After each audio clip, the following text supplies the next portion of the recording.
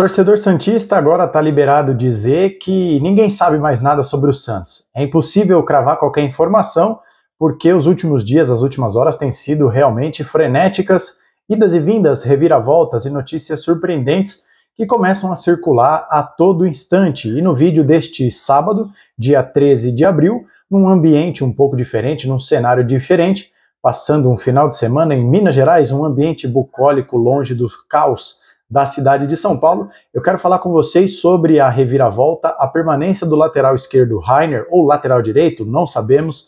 Vamos falar também sobre Breno Lopes, falaremos também sobre o novo nome que está sendo cotado para a meia do Santos, e uma informação que saiu agora há pouco. Eu estou gravando esse vídeo ao meio-dia do sábado, minutos antes de eu começar a gravar esse vídeo, o pessoal do De Olho no Peixe, que está cobrindo um evento de hasteamento da bandeira do Santos lá no Monte Serra, na véspera do aniversário do Santos, né, o Santos que completa 112 anos neste domingo, trouxeram a informação de que o presidente Marcelo Teixeira falou sobre uma mudança no jogo do Santos na Série B, a estreia do Santos na Série B contra o Paysandu. Vamos falar de todos esses assuntos em mais um giro de notícias aqui deste canal, tá certo? Bem-vindos a mais um vídeo aqui do canal Filho de Peixe, muito prazer. Se você não me conhece, eu sou o André Siqueira e hoje, então, vamos a estes assuntos que têm movimentado a agenda do Santos nos últimos dias, nas últimas horas, sendo mais específico. Eu quero começar falando sobre a mais surpreendente das notícias, mas antes, na verdade, eu esqueci. Peço para que você se inscreva nesse canal, deixe seu like também, ative o sininho, já comenta o que você está achando de tudo isso,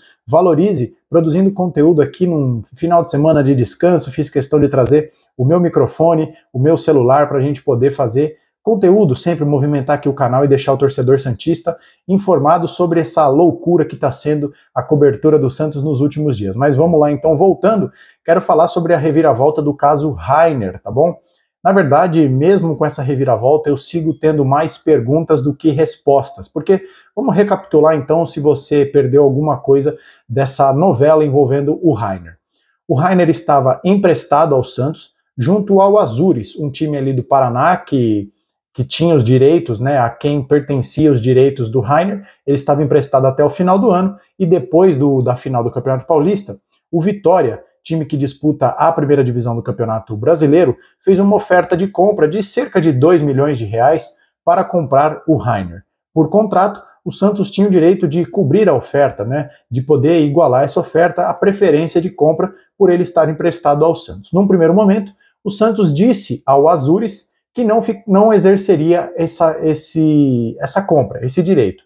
Por quê? O raciocínio que existia ali na diretoria do Santos era que, por mais que o Rainer pudesse ter sido útil no Campeonato Paulista e que pudesse ser útil na Série B, para comprar o jogador, o Santos teria que firmar com ele um contrato ali de pelo menos 2 anos.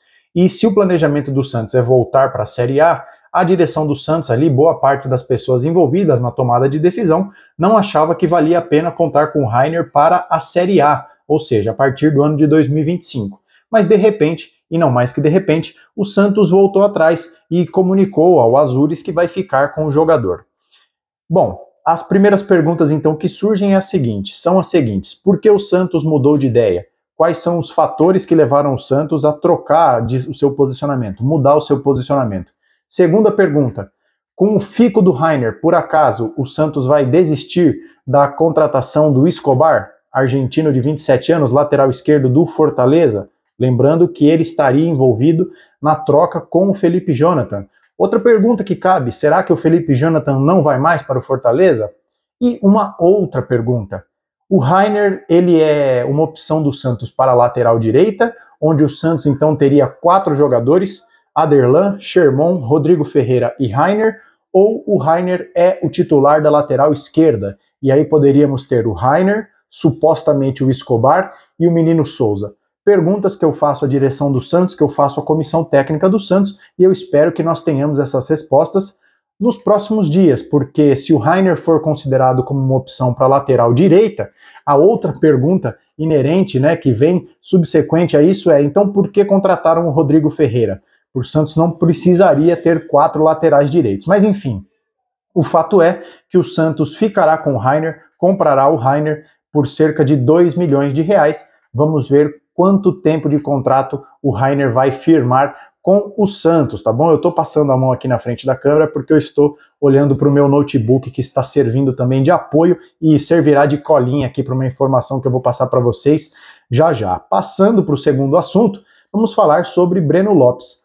Mais uma reviravolta, né? Alguns jornalistas ali, principalmente o Wagner Frederico e o Ricardinho Martins, deram ali que as conversas estavam avançadas.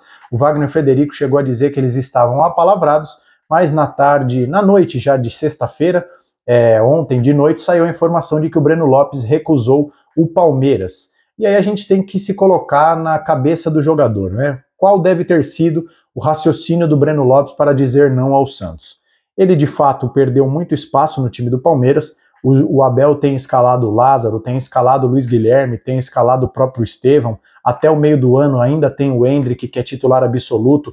Para jogar pelos lados de campo em algumas ocasiões também tem o Rony. Então o Breno Lopes, de fato, está longe de ser um titular do Palmeiras. Mas eu acho que o Breno Lopes pensou da seguinte maneira, e aí aqui não tem nenhum juízo de valor. Ele é o atleta, ele que toma as decisões sobre a sua carreira. Mas acredito que ele pensou assim: prefiro ficar aqui sendo pouco utilizado, mas ainda assim podendo entrar num jogo de Libertadores, podendo entrar num jogo de Copa do Brasil, da Série A do Campeonato Brasileiro, do que ir ao Santos jogar a Série B, clube este em que eu também não tenho garantia de que serei titular. Porque quando a gente vai olhar, o meio de campo do Santos hoje, o titular, qual deve ser para o começo da Série B, né? Se o jogo do Santos contra o Paysandu fosse amanhã, qual seria o do meio de campo para frente? Na minha cabeça, o Santos jogaria com João Schmidt, Pituca, Juliano, Guilherme, Otero e Furt. Eu acho que esse é o time. Então o Breno Lopes teria que também comer muito arroz com feijão para chegar ao time titular. E aí fica a pergunta: ele brigaria por posição com o Guilherme, com o Furt, do outro lado com o Otero? Como ficaria isso, né? Então eu acho que o Breno Lopes também levou isso em consideração e optou por ficar no Palmeiras. Aí é uma questão de foro íntimo, é uma decisão que ele tomou com seus representantes. O Fabiano Fará, que tem um canal aqui no YouTube, informa que o Santos está tentando convencer o Breno Lopes a vir. Eu mantenho a minha opinião de ontem. Não acho que o Breno Lopes é um jogador horrível, como alguns torcedores do Palmeiras e próprios torcedores do Santos tentaram fazer parecer. Acho que ele poderia ser útil, sobretudo num contexto de Série B, mas eu também entendo a rejeição de parte da torcida a ele. É evidente que ele fez aquele gol lá da Libertadores por ele ser um profissional, né? Quem não faz nenhum sentido dizer assim, pô, vou cabecear essa bola para fora porque amanhã ou depois eu posso ir para o Santos. Isso o cara é profissional e que bom que ele tenha atuado dessa forma. Mas, enfim, eu mantenho o meu posicionamento. Poderia ser útil, não é um jogador horrível, mas também eu não vou contestar a decisão dele de ficar no Palmeiras, mesmo que ele seja a terceira, a quarta opção do Abel. A gente tem que levar em consideração também aquilo que a gente já falou. Infelizmente, em boa parte das negociações, para que o Santos possa vencer a concorrência de qualquer clube que seja, vai precisar de um convencimento, de um planejamento, de uma proposta sedutora para o jogador. Porque, querendo ou não, o Santos, infelizmente, nesse ano, é pouco atrativo. O Santos não joga a Copa do Brasil, o Santos não joga competição internacional, e agora o Santos tem só mais 38 rodadas. Então, acho que isso, sem dúvida nenhuma, pesou para a decisão do Breno Lopes de ficar no Palmeiras. O terceiro, penúltimo assunto desse vídeo, eu quero falar sobre Shailon e também o Pochettino, mas o foco deste tópico será o Shailon, jogador de 26 anos, meia, camisa 10 do Atlético Goianiense, ele que foi revelado nas categorias de base do São Paulo, do tricolor paulista. O portal Meu Peixão trouxe a informação de que Shailon e Pochettino são duas das opções que o Santos considera para reforçar o meio de campo. Eu vou começar falando do Shailon, que eu acho que seria um golaço, seria fundamental que o Santos tentasse contratar esse jogador. É um jogador que vem em franca evolução na carreira. Para vocês terem uma ideia, e agora eu vou pegar uma cola aqui no meu notebook, na temporada de 2023 inteira, ele fez 9 gols e deu 13 assistências. Em 2024, ou seja, só com recorte do campeonato estadual, o Shailon já fez 8 gols e já deu 12 assistências. Então, apenas no campeonato estadual, ele já tem números praticamente iguais ao do ano passado inteiro. Os números do jogador têm crescido ano após ano. Ele foi um dos destaques na campanha do Atlético Goianiense na Série B e agora o Dragão está na Série A. Voltamos àquela pergunta: será que o Shailon trocaria a titularidade no Atlético Goianiense, que vai jogar a primeira divisão, para supostamente ser reserva do Juliano no Santos, na Série B? Enfim, tem também, é importante passar para vocês, a informação de que a multa rescisória do Shailon com o Atlético Goianiense gira em torno de 1,5 milhão de euros, 8 milhões de reais. Será que o Santos teria bala para ir lá pagar e falar, Shailon, vem para cá? Mas eu acho que seria uma grande contratação, tá bom? E sobre o Pochettino, que também é citado nessa matéria do pessoal do Meu Peixão, é um jogador que eu acho que também poderia agregar. Ele não é um titular absoluto no elenco do Fortaleza, mas eu tenho visto ali também que o Fortaleza não vai fazer jogo fácil, não vai liberar tranquilamente o jogador, porque quando você vai analisar as peças do elenco do Fortaleza, ele talvez seja um dos poucos meias, um meia de ofício ali, e que poderia ser uma alternativa para o Vojvoda mudar o seu esquema, mudar a configuração do time do Fortaleza em determinadas partidas. Mas o fato é o seguinte, não sabemos se virão o Shailon ou o Pochettino, se virá só um dos dois, mas o fato é que o Santos precisa contratar meia, né? Nós temos o Juliano, que eu acho que é um bom jogador, o Casares ainda não disse a que veio, o Miguelito não tem tido espaço no elenco profissional, e o Nonato, que é considerado uma opção para esse setor, eu já falei isso para vocês, que é uma informação que eu apurei com pessoas do entorno do jogador, tá bom? Ele pode até quebrar um galho como um 10, mas ele não se sente tão confortável desempenhando essa função. Ele prefere atuar como um segundo, como um terceiro homem de meio de campo, mas é claro que ele não vai se recusar a quebrar um galho ali de camisa 10, mas não é essa, nunca foi, e eu posso dizer isso com tranquilidade, porque o Nonato eu vi ele jogar desde as categorias de base, é um jogador que eu acompanho desde as categorias de base, ele jogava mais atrás ali, quando ele jogou na base do Corinthians, quando ele jogou na base do São Caetano e no seu começo de carreira no Fluminense e no Internacional. E para a gente fechar esse vídeo, vamos voltar a uma informação que o presidente Marcelo Teixeira passou ao pessoal do De Olho no Peixe ali, neste evento do hasteamento da bandeira ali no Monte Serra. O Santos, e nós falamos disso no vídeo de ontem, em tese, estrearia na Série B contra o Paysandu na próxima sexta-feira, dia 19 de abril, às 20 horas, na Vila Belmiro, jogo sem torcida. Mas o que disse o presidente Marcelo Teixeira neste sábado? Ele disse que houve uma mudança e agora o jogo do Santos sai da sexta-feira às 8 horas e vai para o sábado, dia 20, às 4h30, e aí a grande novidade, jogo com transmissão da TV aberta.